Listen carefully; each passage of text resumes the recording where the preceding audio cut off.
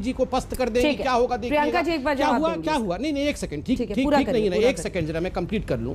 उसके बाद 2019 से पहले ये सारे लोग कलकत्ता में भी इकट्ठे हुए थे ना, कम्युनिस्ट पार्टी ये वो सारे लोग इकट्ठे हो गए थे, फिर हाथ पकड़ के खड़े हो गए थे। फिर क्या हुआ, हमने मना किया था सीट शेयरिंग करने के लिए। मोदी जी ने इनको फोन करके कहा था नहीं प्लीज सीट शेयरिंग मत करना, बहुत गड़बड़ हो जाएगी। हमने कहा था अरे प्लीज आज करिए, 24 में क्यों करिएगा, शाम को 6 बजे राहुल गांधी को प्रधानमंत्री का कैंडिडेट अनाउंस करके उसके बाद सीट शेयरिंग घोषणा कर दीजिए। ठीक है प्रियंका चतुर्वेदी, एक्चुअली क्या है ना, ये वर्चुअल मीटिंग ही करते रहेंगे, ग्राउंड में उतरेंगे नहीं। प्रियंका जी सवाल ये है कि इस विपक्षी एकजुटता का क्या मतलब, अगर 2024 के लिए एक स्ट्रैटेजी बने, सीट शेयरिंग पर कुछ बात हो, नेतृत्व कौन करेगा ये तय हो, तब तो मतलब बनेगा।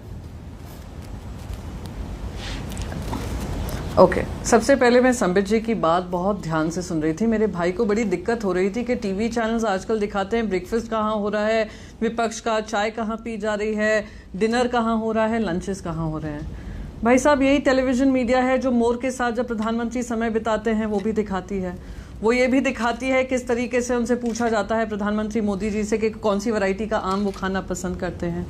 तो बार बार मीडिया पे ये सवाल उठ खड़े करने की बजाय आपको कहीं ना कहीं आत्मचिंतन करना पड़ेगा। अगर 19 विपक्षी पार्टियां एक साथ एकजुट होकर एक मंच पे आ रही हैं, करीब करीब देश की 60% आबादी को वो रिप्रेजेंट करती हैं, इस तरीके से उनको डिसमिस करना शायद आपको शोभा देता होगा, पर देश की जनता देख रही है। देश की जनता ये भी देख रही है कि जो अहम देश के मुद्दे हैं, अर्थव्यवस्था को लेकर हो, बेरोजगारी को लेकर हो, कोविड मिसमैनेजमेंट को लेकर हो, वैक्सीन शॉर्टेज को लेकर हो, बढ़ती महंगाई पे हो, उससे केंद्र सरकार भाग रही। कुछ ही दिनों पहले हमारी वित्त मंत्री ने बहुत बड़ी बड़ी बातें कही थी ऑयल बॉन्ड्स को लेकर। जनता ने ही सामने आकर उनका सच को उजागर किया है। आप ही की राइट विंग मैगजीन्स जो हैं वो खुद ही उनका कह रही हैं कि कितनी गलत बात कह रही हैं, जनता पे महंगाई की मार पड़ी हुई है और ये सिर्फ वाभी में लुटे हुए हैं, बिजी हैं। विपक्ष आएगा, चाय भी पिएगा, डिनर भी खाएगा, लंच भी करेगा और जनता के सवाल आप लोगों के समक्ष भी रखेगा। और रही बात 2024 की, अंजना जी आपने एक बहुत महत्वपूर्ण सवाल पूछा। 2024 आते आते समय है, नेतृत्व भी निर्णय होगा, नेतृत्व के बगैर भी चुनाव जीते गए हैं, देश का इतिहास गवाह है।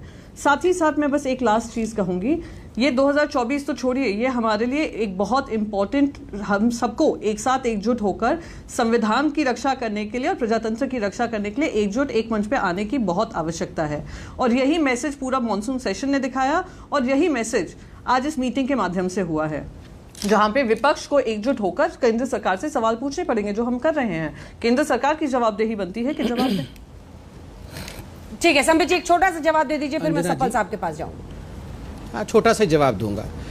देखिए पहली बात तो मैं कहना चाहूँगा, अभी प्रियंका जी ने बहुत अच्छी बातें कही कि हमको एकजुट होना पड़ेगा, मिलकर लड़ना पड़ेगा। मैं तो बोल रहा हूँ आज मौका भी है, प्रियंका जी ही घोषणा कर दे कि क्या महाराष्ट्र में कांग्रेस पार्टी, शरद पवार जी की पार्टी और शिवसेना ये कितनी सीट लेके लड़ेंगी अगली बार, या ये इनकी जो म्यूनसिपैलिटी की इलेक्शन होगी ये कितनी सीट बांट करके आपस में लड़ेंगी। पहले इसकी क्लैरिटी तो खुद ही दे सकती हैं, वो उपनेता है शिवसेना की, ये दे दे।